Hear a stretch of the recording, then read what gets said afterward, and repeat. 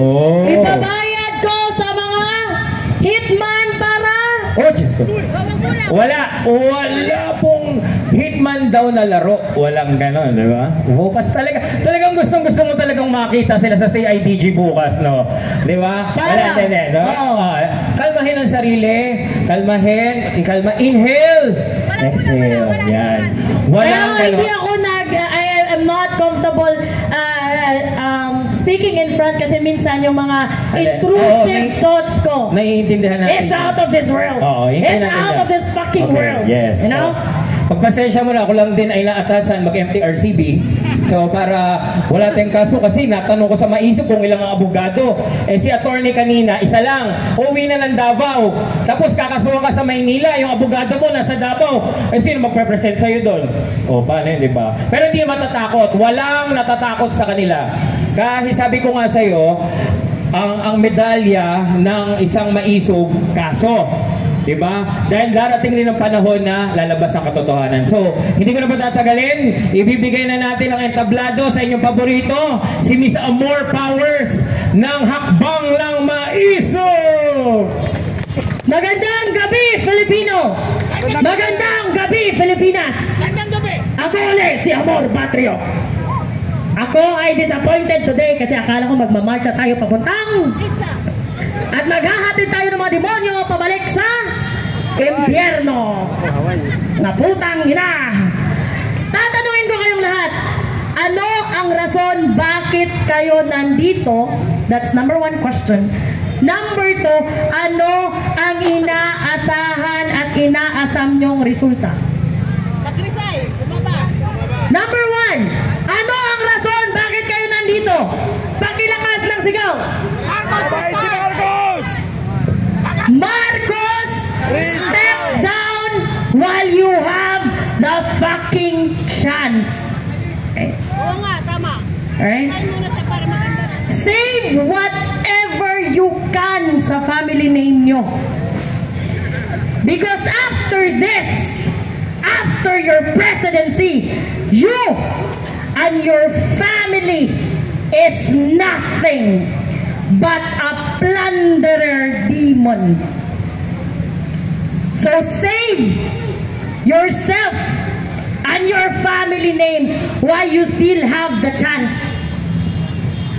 Ngayon, I have a question doon sa mga ayaw manawagan ng Marcos resign. Putang ina.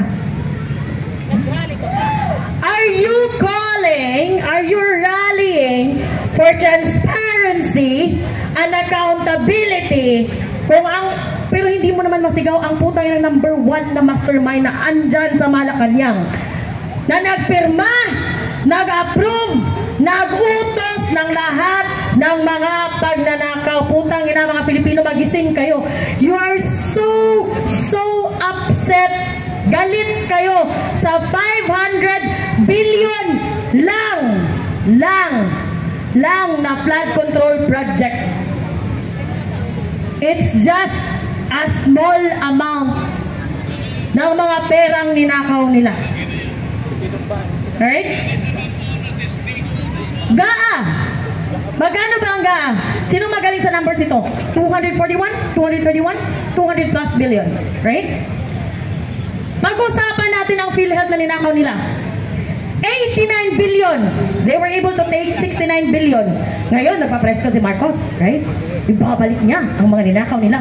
Proud na proud siya dahil ibabalik niya ang mga ninakaw nilang pera.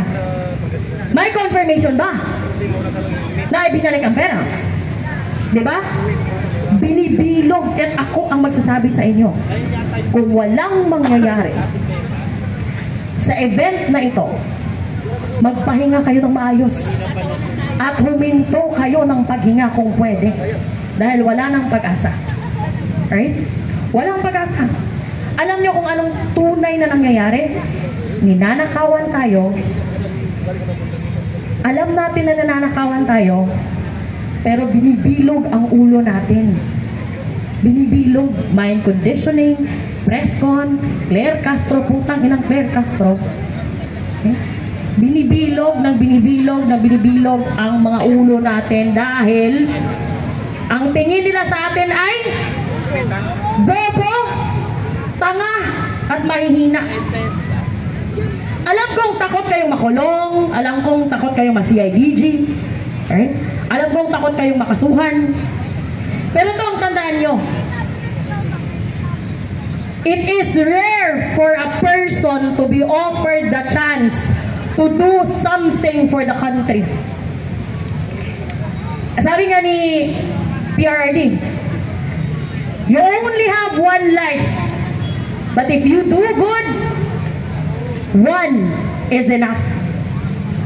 Kaya tatanungin ko ulit kayo, hindi pala tatanungin, tandaan nyo ang rason kung bakit kayo nandito sa rally. At isapuso nyo kung ano ang gusto nyong resulta ng rally.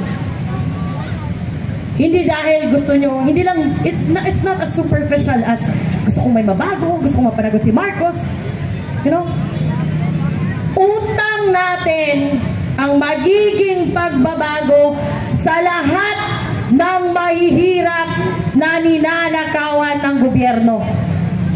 Utang natin ang magiging resulta ng rallying ito sa lahat ng mga mahihina, mga may sakit, mga seniors na hindi afford mabuhay sa Pilipinas dahil imbes na mag-focus ang pamahalaan sa pagpapabuti ng buhay ng Filipino, wala silang ibang concern at tungkulin kundi ang magnakaw ng mali-malitang pera. Bongbong Marcos, I hope na nakikita mo to.